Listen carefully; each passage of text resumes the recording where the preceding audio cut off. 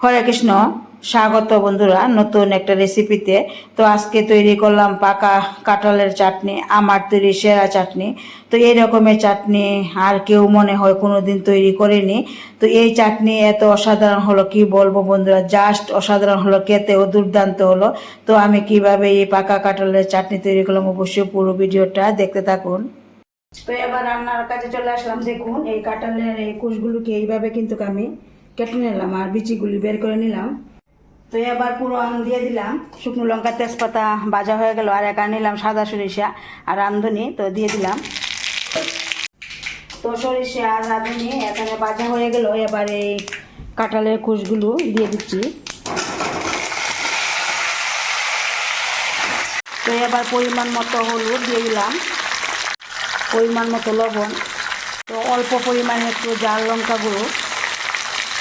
তো এবার খুব ভালোভাবে একদম মিশিয়ে নিতে হবে। তো খুব ভালোভাবে মিশিয়ে নিলাম। এবার ঢাকা দিয়ে রাখলাম 2 থেকে 3 মিনিটের জন্য, একটু সেদ্ধ করে নেওয়ার জন্য।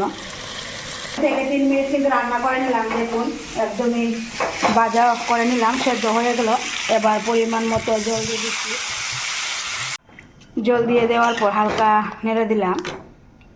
তো এবার দিয়ে দিতে হবে খেজুর, তো খেজুর দিয়ে দিলাম। আর এখানে কিশমিশ আর কাজু বাদামও দিয়ে দিলাম, পরিমাণ মতো চিনি।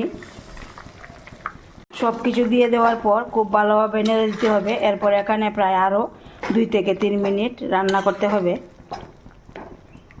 তো এই চাটনিটা করার জন্য এখানে আমি বাদাম আর কাজু বাদাম নিলাম, একটু পেস্ট করে নেব। তো 2 থেকে 3 মিনিট রান্না করে নিলাম। তো এবার পেস্ট করা এই বাদাম দিয়ে দিতে হবে। বাদাম দিয়ে দেওয়ার পর খুব ভালোভাবে একদম নেড়ে নিতে হবে। এরপর আবারও কিছুক্ষণ এখানে রান্না করে নিতে হবে।